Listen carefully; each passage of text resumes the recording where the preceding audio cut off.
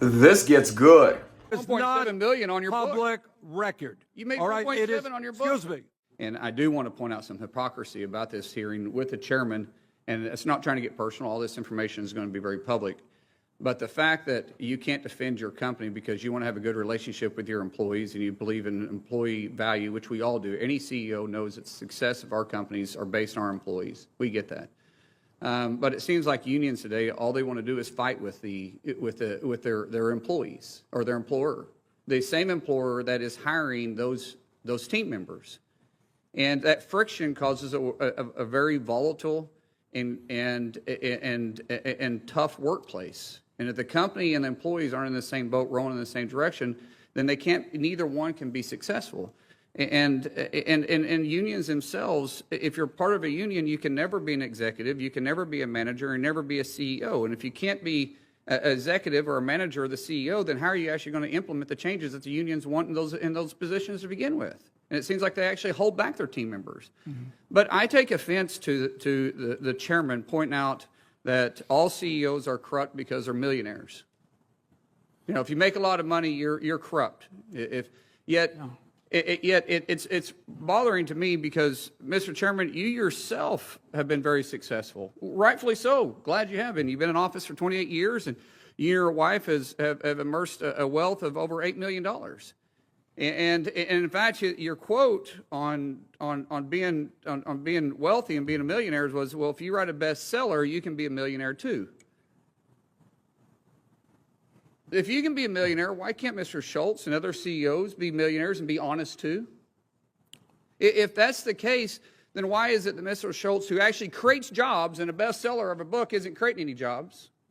Why is it that he's corrupt and you're not? Why is it that all CEOs are corrupt because they're wealthy, and yet our chairman, who is wealthy, and I'm glad you are, you're not? Guys, the government's role is to create an environment for entrepreneurs, for go-getters, for world changers, to be successful in life. The U.S. government is designed for people that want to succeed can. We can go out and achieve anything that we choose to. But when you lean towards socialism, what you think is government is the answer and unions are the choice. And if you're against us, then you're dead wrong and you must be corrupt. That's not the world we're living in. That's not the America that we believe in. And I'm not against unions. If you want to choose to be in a union, be in a union. But if you choose not to, then you choose not to. And that's why I'm good with right-to-work states. That's honestly why unions actually thrive in Oklahoma, and we're right-to-work states, because it creates a happy environment and a good environment, because employees get to choose what they want to be part of. And the employer can have a say in it. What is wrong with choice? What is wrong with employees having a choice? What is wrong with the CEO defending his company and openly saying that he is providing good benefits and paying higher than everybody else? But yet, if you're not part of a union, you're also paying starvation wages. What hypocrisy. What bias. Chairman, you are chair of the Health, Education, Labor, and Pension Committee. We shouldn't have a biased approach. We should have what's best for America and all those that want to thrive and work in it. And so while we politically disagree, Mr. Schultz, I applaud you for your success. And I applaud all the CEOs out there for their success and all the employees that work hard, that's in the same boat, that's making their companies great. Thank you. Thank you. Thank you. Well, let me respond. The senator did mention my name, I think. And I think you got an all-time record here. You've made more misstatements in a shorter period of time than I have ever heard. Please correct me. Well, if I'm worth $8 million, excuse me. It's all public. Excuse me. Yeah, go ahead. All right? Excuse me. Yes, sir. If I'm worth $8 million, that's good news to me. I'm not aware of it. That's a lie. All right? Number two. Part of public records. You're probably looking at some phony right-wing internet stuff. It ain't true. No, All right, you should read beyond that. It is not true. It's All part right? of public records.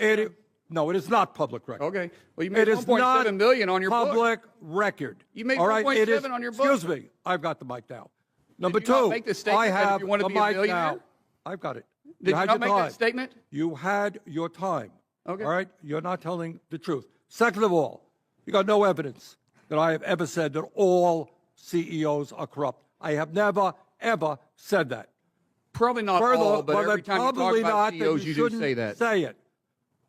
Furthermore, what this hearing is about is whether or not you talk about being pro-union. Really, what this hearing is about is whether workers have the constitutional right to form a union. The evidence is overwhelming, not from me, but from the National Labor Relations Board, is that time after time after time, despite what Mr. Schultz is saying, Starbucks has broken the law and has prevented workers from joining unions to collectively bargain for decent wages and benefits. Senator Baldwin.